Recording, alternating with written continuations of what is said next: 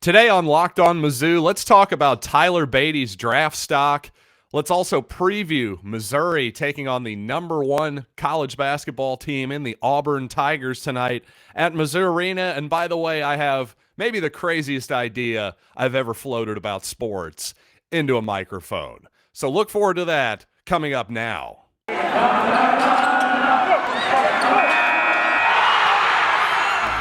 are Locked On Mizzou, your daily podcast on the Missouri Tigers, part of the Locked On Podcast Network, your team every day.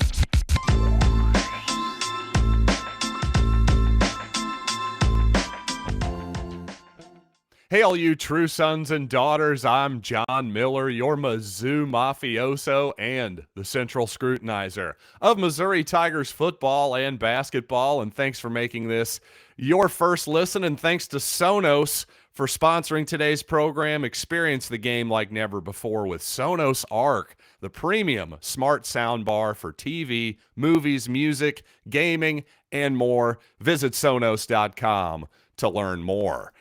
And on today's program, well, number one, once again, great to be back from vacation with all of you. And got an email from longtime listener Jim wondering about Tyler Badie's draft stock. And while it is awfully early to be projecting Badie's draft stock, I have to admit, when you see that he's online, his projections, the best you can get, 5th round, it seems to be the consensus right now. Again, a long way to go. We still have the NFL Combine, the NFL season still underway. Still so much shuffling is going to be done by all 32 teams in terms of their rankings between now and then. And especially once you get past the first round, especially the first 5-10 picks, the later you go in the draft, obviously the harder it is to project any of that. But I would say, at the very least, I'd be stunned if he slid past the 5th round, quite frankly, because Larry Roundtree was a 6th round draft pick last year by the Los Angeles Chargers. And with all due respect to the great Larry Roundtree, I just think Tyler Badie is the better NFL prospect, mostly because of versatility. He can catch the ball out of the backfield, obviously, in addition to being able to run. The screen game, the wheel routes out of the backfield, the angle or Texas routes, if you will, if you perhaps prefer that nomenclature. But I think Badie can actually possibly help out on special teams too. He's done kickoffs before, kickoff returning for Missouri in the past, and perhaps he's even a punt returner. Perhaps he could work on that bit of his game as well if a team needs that. But obviously, I think at the very least, he's a really good change of pace, 3rd down type running back in this league. And at best, I think he can be your starter. I really do. He showed that at Missouri last season. I mean, what more do you want to see? The guy carried the ball often 20, 25, 30 times in the toughest conference in college football. I mean, really, in terms of durability, he couldn't have proven much more last season to me. So the obvious question, and the one that listener Jim asked me via email, by the way, lockedonmizzou@gmail.com if you want to send me a note. The obvious question then is, well, why isn't he ranked higher? Well, I think unfairly enough, a lot of it is just about height. And to me, docking a running back in particular, if the best reason you have is, well, he's a little bit short, that's silly to me. And also, Jim was maybe wondering, maybe the trend now is towards bigger running backs. And perhaps there is some truth to that, because the NFL, of course, the old cliche goes, it's a cliche because it's true, it's a copycat league. Well, certainly, who was the Tampa Bay running back last season? The Super Bowl champions for the Bucs? Well, that was Leonard Fournette.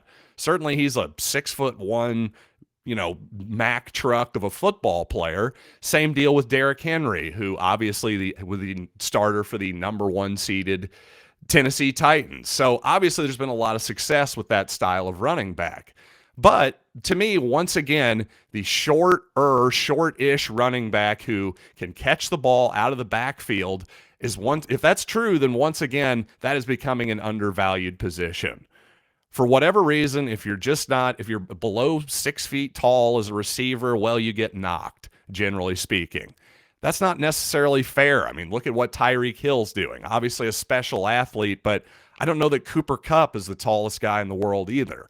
My point is there are lots of things to factor in and look into with a football player, but if the best you've got, if the best negative you have is, well, I wish he were a couple inches taller, to me, that's not that valid of a criticism. You've got to come back with something a little better than that, especially in a world where, again, you've got guys like Maurice Jones-Drew, the former Jacksonville Jaguar, who is a very successful running back for that team, for playoff teams even, for many, many years. As all of you play fantasy football, I'm sure you remember quite well. Another thing to factor in, too, even if Badie only goes, I say, in the 4th or 5th round, well, that's not necessarily an insult. Right now, frankly, running backs just aren't the most valued position in the world. Now, don't get me wrong, you need good running backs. The problem is, if you're a running back anyway, there's just a lot of good ones. For instance, Clyde Edwards-Helaire for the Chiefs, well, he went out for a while with injury, and frankly, the Chiefs didn't really miss a beat. His college teammate Darrell Williams did just fine, and then, well, he got a little banged up, and guess what? Jerick McKinnon, who had basically been on ice for the entire season, has kind of given the Chiefs a different gear, really. He's actually really good out of the backfield himself. In fact, actually, Jerick McKinnon kind of reminds me of Tyler Badie a little bit. Those two remind me of each other, I guess I should say. You know, Jerick McKinnon might just be Tyler Badie, except a couple inches taller. I don't think that's that crazy of a notion. So to me, if I can get that kind of player in the 4th or 5th round, if I need a running back, if I need that type of player, that's pretty good value. But the reality is I don't think you'll see any running backs going in the 1st round this season. Maybe one, and that's kind of been the trend lately. So a lot of time the first running back maybe goes off the board and, you know, the 40th pick of the draft these days. So again, all got to keep that context in mind. None of this means that Tyler Badie won't have a good NFL career, because if I were a betting man, I'd say he's going to have a really nice NFL career. And no, speaking of being a betting man, well, BetOnline would like to wish you a happy new betting year as we continue the march through the NFL playoffs and beyond. Of course, college basketball very much underway. The Tigers getting about 14 points at home tonight at last check over at BetOnline. Can't say I'm going to touch that one. Going to be a tough matchup, but you know what? We got that preview coming up.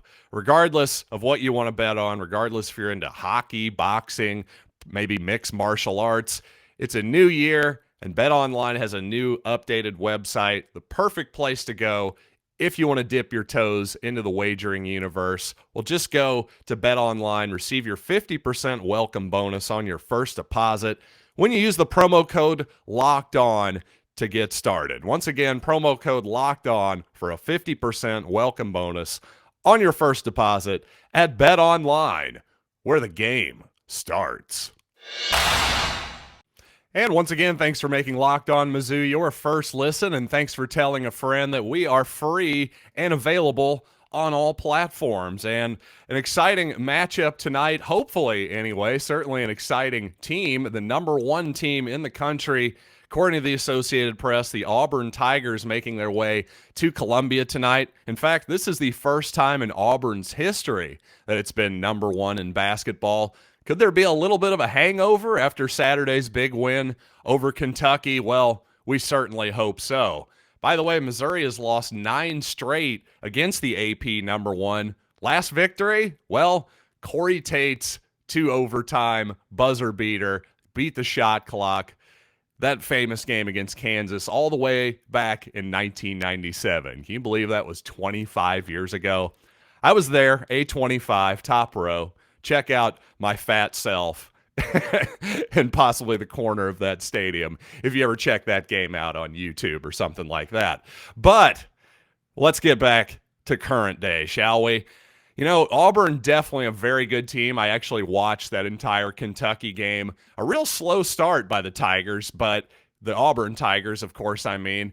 But you know what? Kentucky, obviously, as Missouri well knows at this point, a much, much better defensive team than Missouri, to say the least. But I will say the one weakness maybe that I can see from Auburn is that their guards are a little bit on the small side. I'm not saying they're bad players. In fact, once again, Bruce Pearl is able to find some combo guards who can put the ball on the floor, shoot the three at, at least a 35% clip. It seems like he can just always find those guys. So credit to Bruce Pearl for that. But at the same time, it does seem like their guards can be stifled just a little bit. And also Jabari Smith, who some are saying might be the #1 overall pick in the draft. He's a true freshman.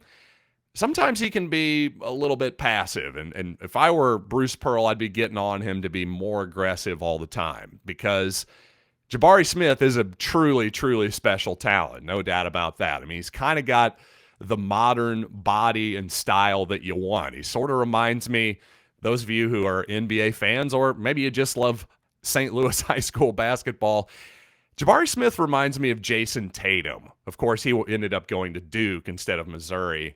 Gosh darn it. But Tatum, obviously a really good player for the Boston Celtics. And like Tatum, it just seems like Jabari Smith, can get his jump shot off whenever he wants. He's just so tall at 6'10", and he's just got a smooth jump shot, smooth pull-up game to him. There's just very little you can do about it as a defender. If he wants to get off a jump shot, he's probably going to do it. That's all there is to it. And again, while I'm not totally thrilled with KD Johnson or Wendell Green, I think they're good players, but since they're relatively small, to me, the real secret sauce of this team has got to be Walker Kessler, who's a true 7-footer, by the way, transfer from the North Carolina Tar Heels, just played 1 year with the Heels last season.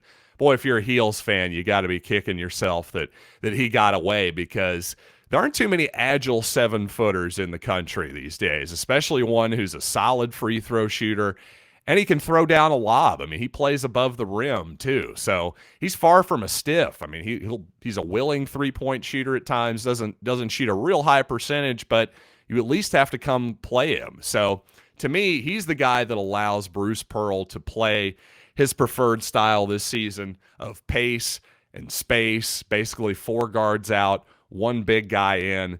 He's a really, really good player. And by the way, statistically, #1 nationally in block percentage, also 9th in 2-point percentage, shooting over 60% from the field overall. So yeah, Walker Kessler is a big problem, especially for a team like Missouri that struggles against size, against guys who can really block shots. So to me, if I'm Konzo Martin, and if I'm a Missouri fan, which I am, by the way, if you haven't figured that out by now, Lord help you. But no, seriously, hopefully from our perspective, Kessler comes out and guards Trevin Brazile at the 3-point line. I would just tell Trevin, go stand in the corner, buddy, at least the first 4 minutes of the game or so. Let's see what Auburn does with that, because otherwise I'm not really sure how you counter Kessler's defense. He's such a good shot blocker around the rim and just a shot changer too as well.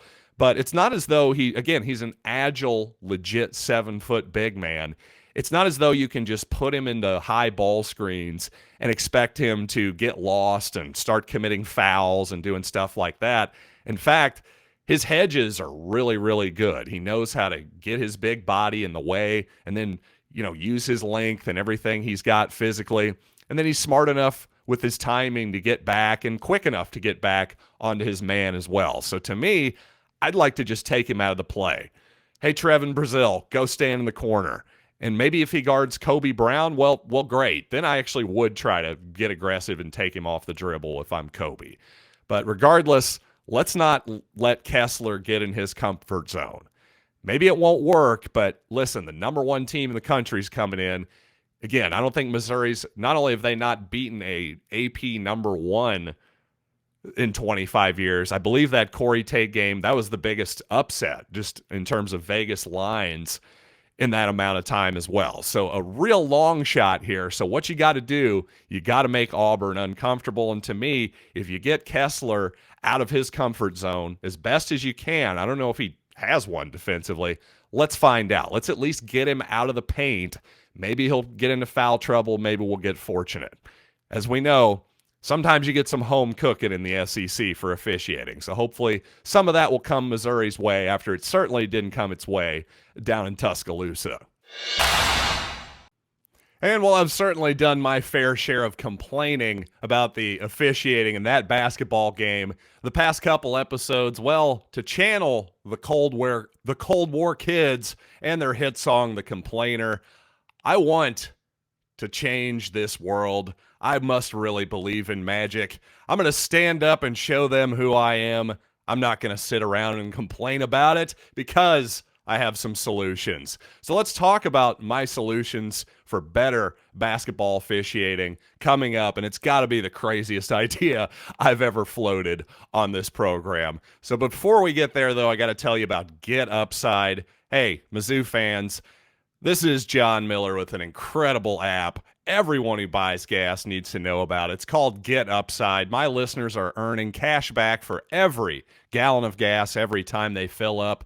Just download the free Get Upside app in the App Store or Google Play right now. Use promo code SCORE for 25 cents per gallon or more on your first fill up, cash back. Don't pay full price at the pump anymore. Get cash back using Get Upside. Just download the app for free and use promo code SCORE for 25 cents per gallon or more on your first tank. Have you ever sat around and watched a pickup basketball game and thought, wow, this is actually in some ways more fun than a game with referees? And also, most of the time, guess what?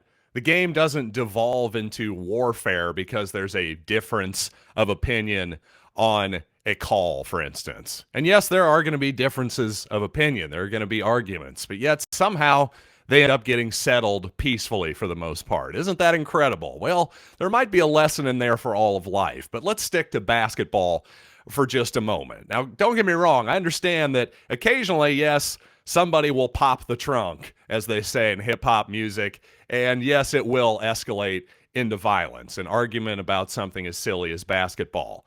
But here's the point. The game flows, doesn't it? Isn't the game almost more exciting without free throws? Have you ever noticed that? Well, I'm not saying we need to take free throws out of the game. I'm not going to go that extreme. But another thing you notice, a lot of times college basketball these days devolves into a who can take the most charges contest, which, I don't know, to me it gets a little bit aggravating. Well, in pickup basketball, you don't see a lot of charges, do you? Also, one more point here before, I just want to set the table with one more point here before I actually get to my proposal. One of the great sort of mystery ball games of all time, legendary basketball games, was not seen on television or by any spectators, at least not by any paying spectators, and that was the scrimmage between the Dream Team. Michael Jordan had one squad, had 1-5, maybe 6 guys, and Magic Johnson had the other, and it was cutthroat, competitive basketball with some of the greatest players in the history of the game, and guess what? They called their own fouls. Are you telling me right now that if that game happened to be on television, if there just happened to be some cameras there, that people wouldn't have been watching that? You're telling me that wasn't actually the best basketball of the 1992 Olympics? No, it wasn't the Dream Team against anybody else. It was the Dream Team against themselves without actual referees. So here's what I'm proposing. I'm proposing one referee, essentially. But that referee essentially stays out of the way because that referee is an arbiter that only comes into play when there's a huge disagreement, when the teams on the court cannot come to an agreement.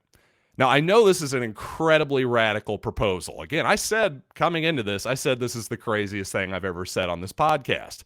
But just take it in for a moment. Maybe take it in for the rest of the day and really think about what this would look like. If both teams just called their own fouls, called their own out of bounds, well, number one, instant replay stoppages are immediately eliminated. So that's a big plus, right? All these sort of the cheap nonsense fouls that the NBA has done an okay job of eliminating, where guys are just lunging into people at the three-point line and kicking out their legs and stuff like that. Well, magically in street ball, that stuff kind of polices itself, right? So again, I know that at a certain point, if the the NCAA championship is on the line, if the SEC championship is on the line, there's going to be a dispute with 15 seconds left as to, well, that was a foul. No, I didn't think. I understood. That's why we need the arbiter. And yes, the arbiter can have a monitor right in front of him or her, rewinding, going back if they want to check something really quick. But again, not just constant game stoppages, mostly just flow, not a lot of charges, not a lot of nonsense, because again, the guys are actually policing themselves and not trying to fool the referee. So much of basketball, and of course soccer and other sports, is about trying to fool the referee now instead of actually playing the game. So yes, is this a radical proposal? Have I totally thought this 100% through? No, I haven't, but I have been thinking about it a lot lately, and I think it's something at least willing to consider. Let the players call their own fouls, and if there's a actual dispute that cannot be solved amongst the players, well, then you bring in the arbiter, and the arbiter has the final word. To me, that's better than the system we have now, but you know what? You tell me. Maybe you think we can actually get really good referees to officiate college basketball. I've yet to see any evidence of that. But hey, you know what I have seen evidence of some really good podcasts on the Locked On Podcast Network. So thank you all for making this your first listen. But definitely all you Chiefs fans out there, you need to make Locked On Chiefs your second listen. They're coming at you 5 days a week right now with really, really excellent Chiefs content. I'm personally a huge fan of it, and I think you will be too. So until next time, I'm John Miller, and this has been Locked on Mizzou.